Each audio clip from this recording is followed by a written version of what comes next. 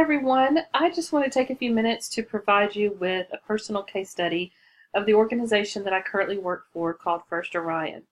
Up until about this past September, I was a full-time instructor at UALR in applied communication. I had held that position for about 8 years.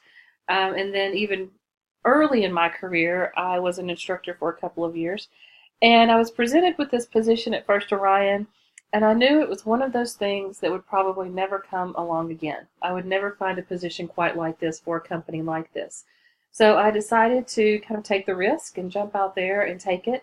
And fortunately, UALR is a wonderful organization too, and I was able to teach last semester as well as work at First Orion, which was crazy, but it worked out. And now I'm able to continue online teaching as I work full time in my new position.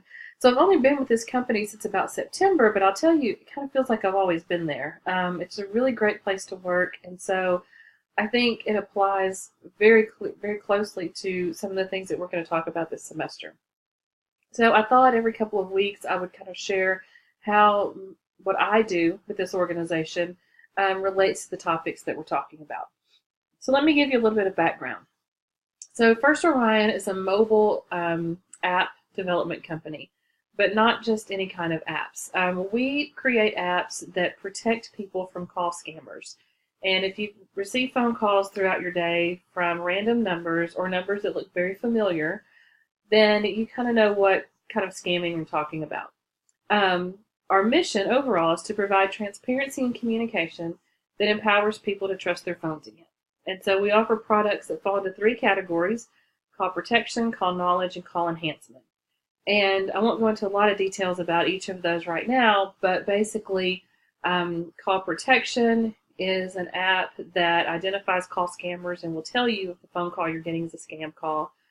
Call Knowledge is more for organizations to know, to let people know that their number is a legitimate number, and to also know who's calling into the organization. And Caller Enhancement is designed, it's a newer product, and it's designed to let you know exactly who's calling you and why, so that you will accept the phone call.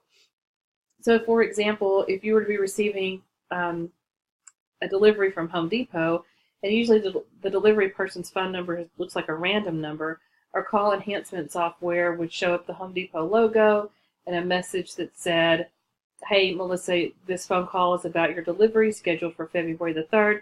Then you're going to take the call." Sometimes you just let it go and then you miss out on that important delivery call. So the whole point of our company, and it's a very complex company, I've learned a lot about the mobile tech industry and apps, probably more than I ever thought I would know.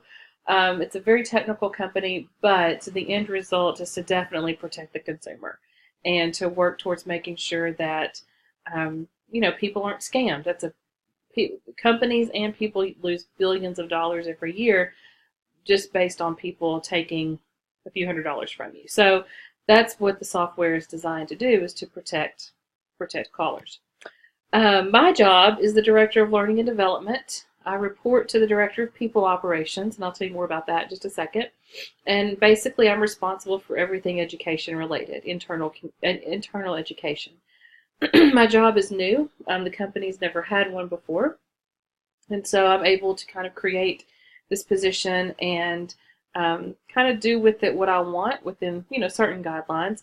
But at its core, I'm responsible for our apprentice program, which I'll tell you about in a few minutes, leadership development, new employee training. I manage our learning management system, and I also identify education opportunities. The great thing about this job is that I actually work with people who I worked with a few years ago when I was an associate developer at Axiom.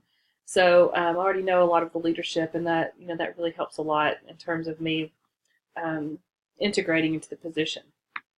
So our culture at First Orion is very different. We have 4 cornerstones that we kind of work towards with everything that we do: transparency and trust in communication, people first, make it happen, and innovation. And I encourage you to go out to our website and take a look at how we do those things. And I think I have, so this is just one page. So people first, we are committed to make a great workplace, and I'll tell you how we do that in just a second. Make it happen. There's a deep passion to excel.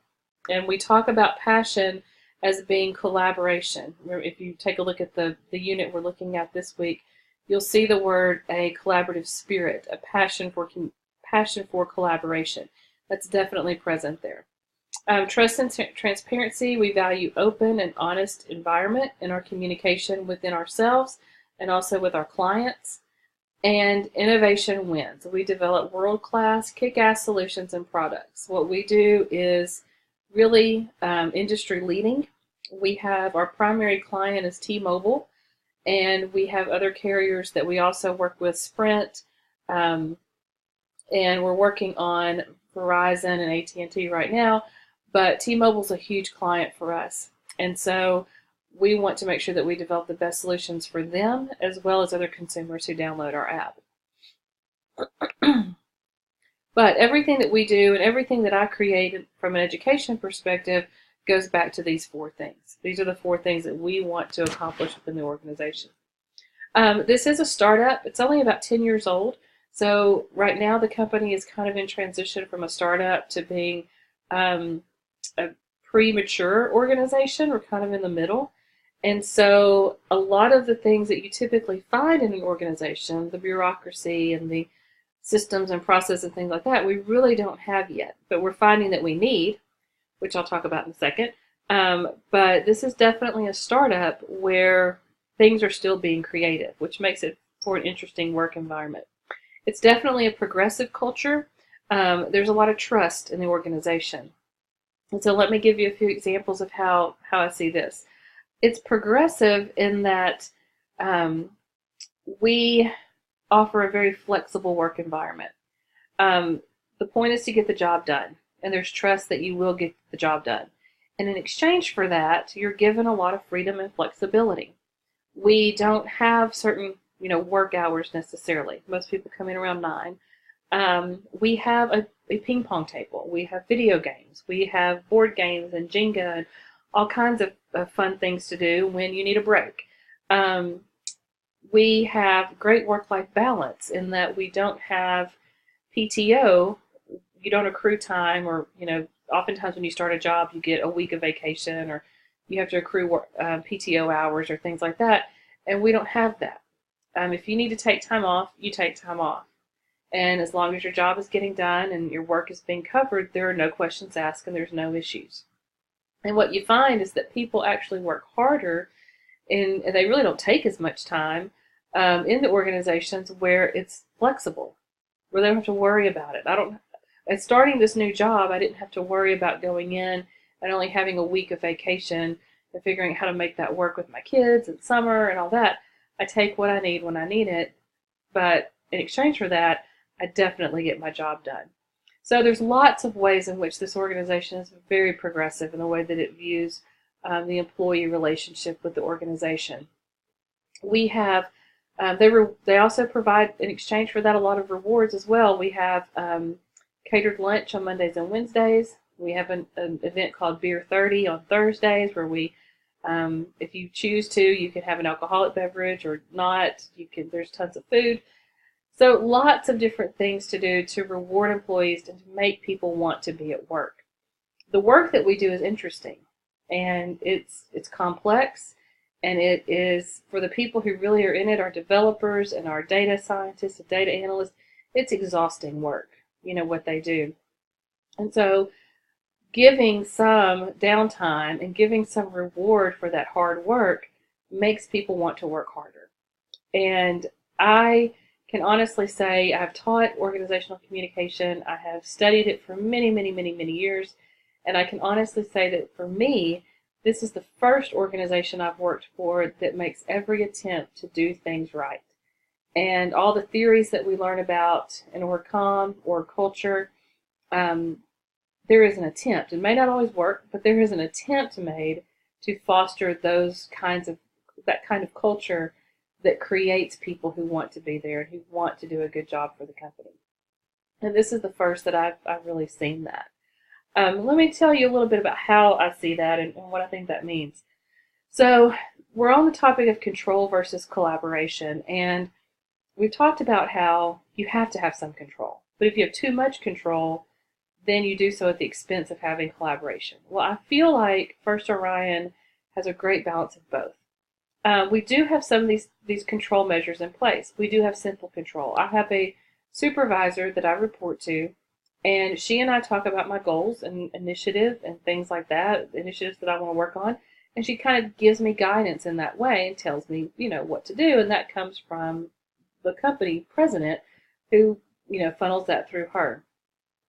However, I can go to the company president and owner if I want to at any given time and talk about anything that I want to. That's that flat organization.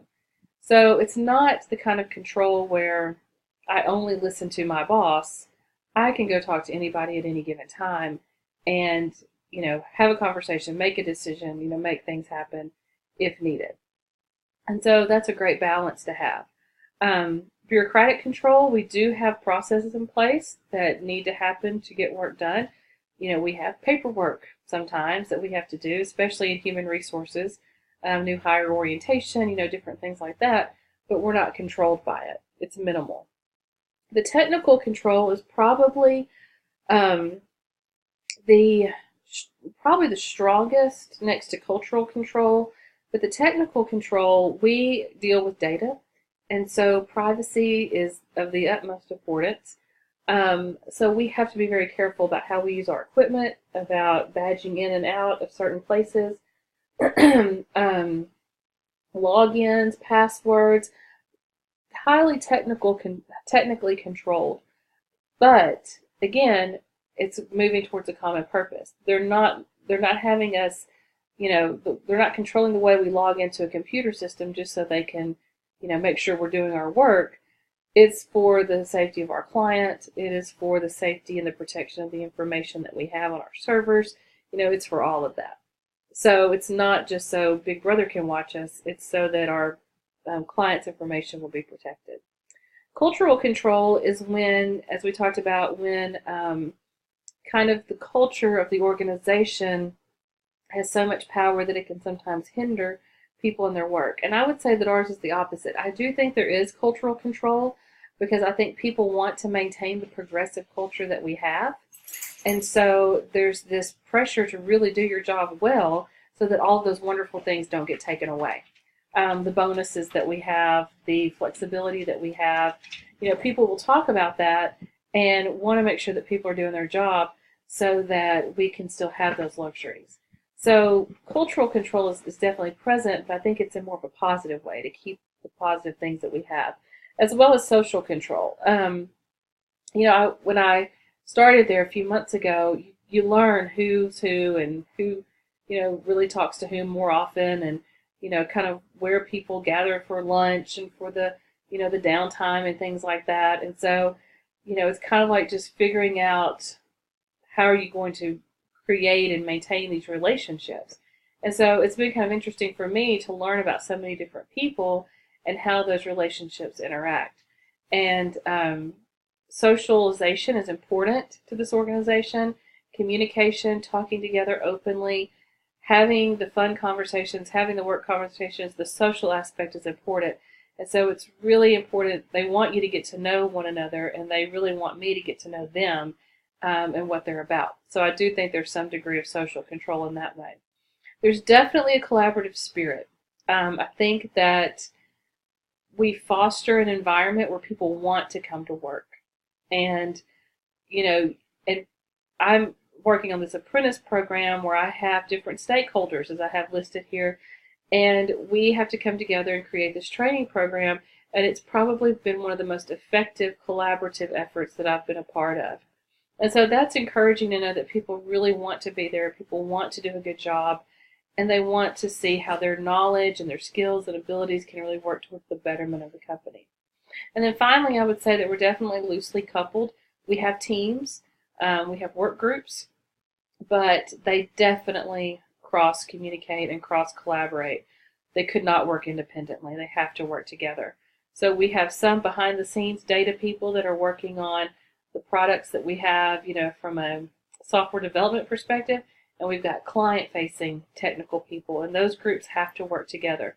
So there's definitely that idea of being loosely coupled. So this is just kind of a start, a little bit about this organization. I'll add to it if you're interested. If not, you don't have to watch these. I just think it's interesting for real life applications.